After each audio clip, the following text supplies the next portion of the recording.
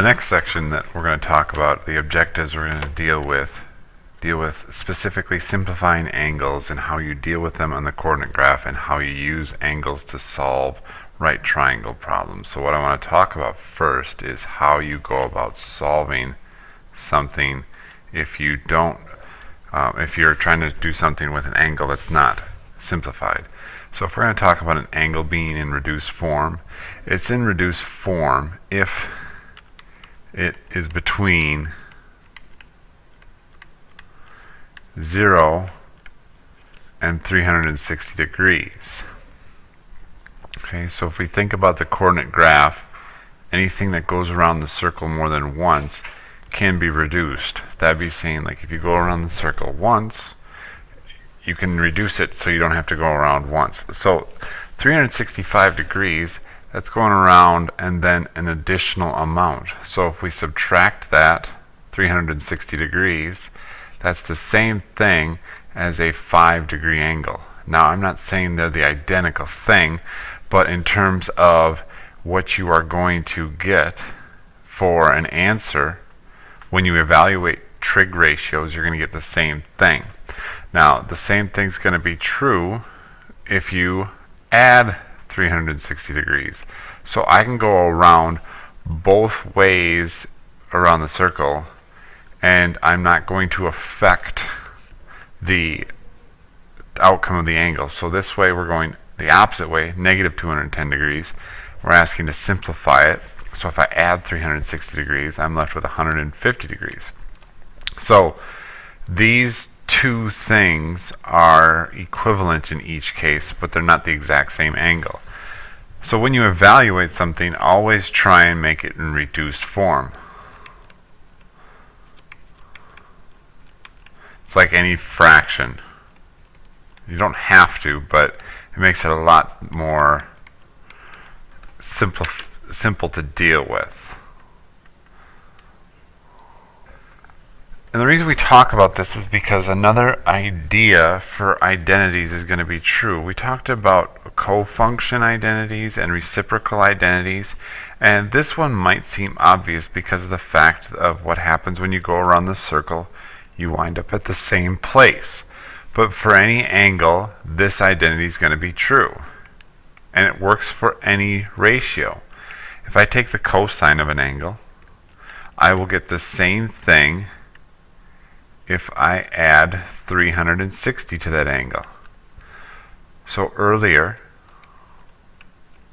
if I took the cosine of a 5-degree angle, I would get the same thing as the cosine of a 365-degree angle. And what you need to know is that I can also take this and say, well, I can take this angle and subtract 360 degrees.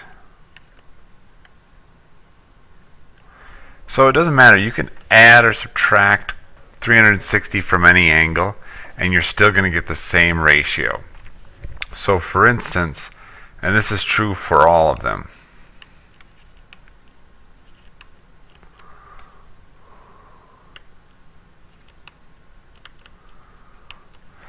so if we're trying to evaluate the tangent of 420 degrees, I'm just going to subtract 360 and say, well, it's a whole lot easier to evaluate the tangent of 60 degrees because we have a reference triangle. I'll make it a little bigger so you can see it. That is a 30, 60, 90 triangle. Now you might not have this memorized yet, but this is 1, this is 2, this is the square root of 3. So the tangent, which again is opposite over adjacent, is equal to the opposite over the adjacent, which is the square root of 3, over 1, which reduces just to the square root of 3. So the tangent of 420 is the exact same thing as the tangent of 60, which is 3. Now the second idea, we're talking about reduced angles. A reference angle is an angle that you use when you aren't in the first quadrant.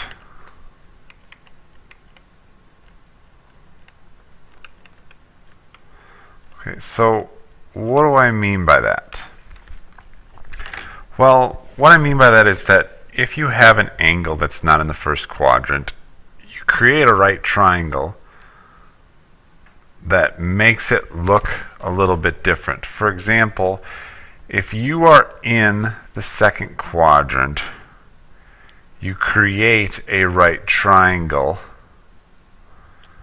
that drops down to the x-axis. So if this were 140 degrees, the right triangle you create doesn't have this in it. It's impossible to have that angle in a right triangle. So the angle that we use in reference to that is this one right here.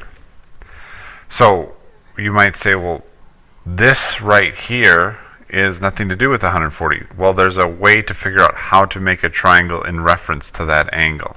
So that right there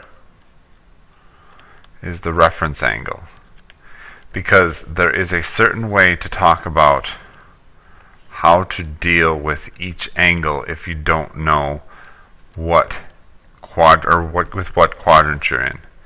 If you're in quadrant 1, it doesn't matter. The angle stays the same. If you're in quadrant 2, like I have here, that turns into a 40-degree angle. Well, if we started with 140, we ended up with 40, I have to take 180 minus the angle I had. If you're in quadrant 3, you're going to take your angle minus 180. And the picture would look like this. You have to drop it down so it's everything up to the 180 and past it. If you're in quadrant 4, so if you look at this, we go all the way around, and we want this, and instead of everything else, we need to take 360 minus our angle to get what this reference angle is.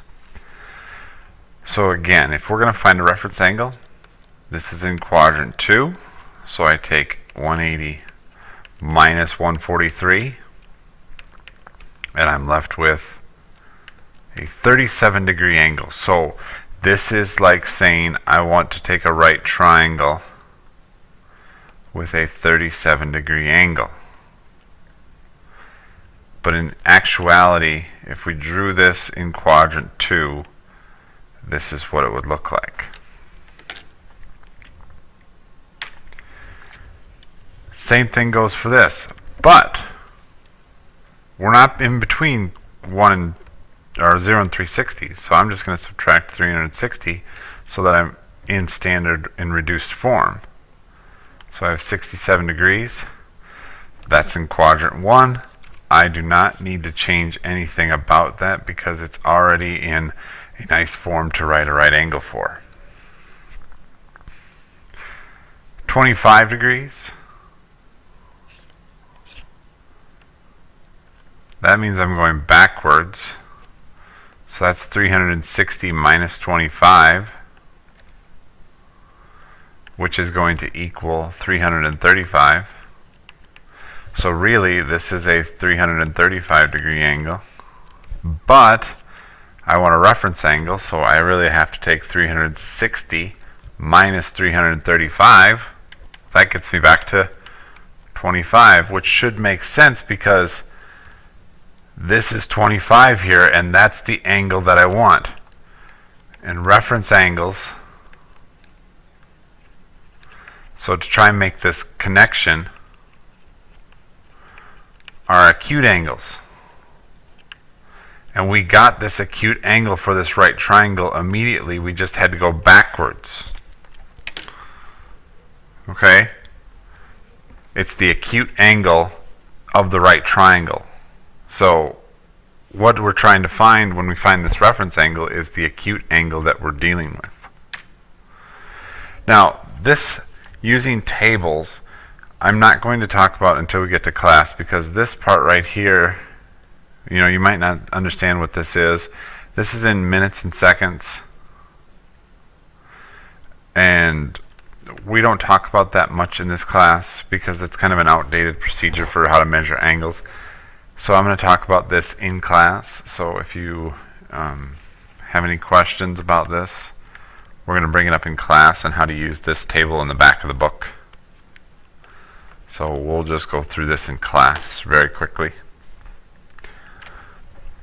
So in the next video, I'm going to talk about how we use ratios to solve certain things if we don't know specific parts of a triangle.